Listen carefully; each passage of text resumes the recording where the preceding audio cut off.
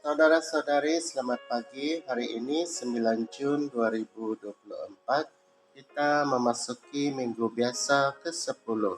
Bersama kita mendengar dan merenungkan bacaan Injil Markus bab 3 ayat 20 sampai ayat 35 dalam audio renungan Santapan Firman Tuhan.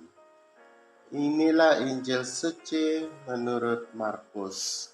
Dimuliakanlah Tuhan.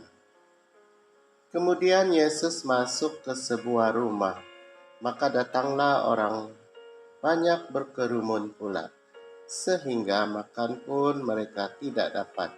Waktu kaum keluarganya mendengar hal itu, mereka datang hendak mengambil dia, sebab kata mereka, ia tidak waras lagi.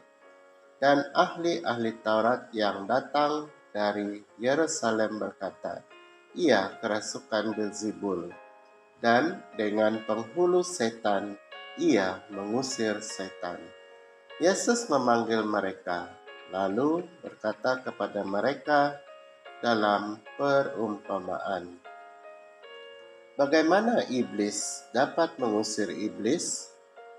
Kalau suatu kerajaan terpecah-pecah, kerajaan itu tidak dapat bertahan.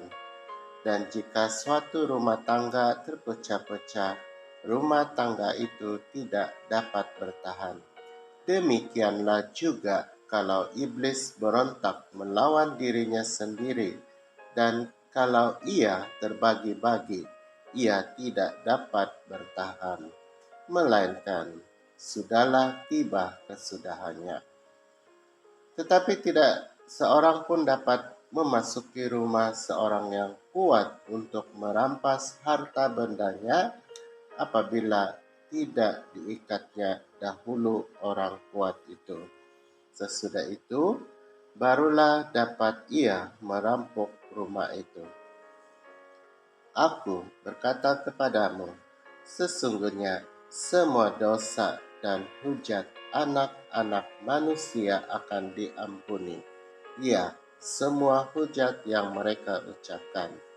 Tetapi apabila seorang menghujat Roh Kudus, ia tidak mendapat ampun selama-lamanya, melainkan bersalah karena berbuat dosa kekal. Ia berkata demikian karena mereka katakan bahwa ia kerasukan roh jahat. Lalu datanglah ibu dan saudara-saudara Yesus, sementara mereka berdiri di luar. Mereka menyuruh orang memanggil dia.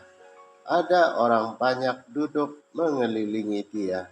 Mereka berkata kepadanya, lihat, ibu dan saudara-saudaramu ada di luar dan berusaha menemui engkau. Jawab Yesus kepada mereka, siapa ibuku dan siapa saudara-saudaraku? Ia melihat kepada orang-orang yang duduk di sekelilingnya itu dan berkata, ini ibuku dan saudara-saudaraku. Barang siapa melakukan kehendak Allah, dialah saudaraku laki-laki, dialah saudaraku perempuan, dialah ibuku. Injil Tuhan, terpujilah Kristus.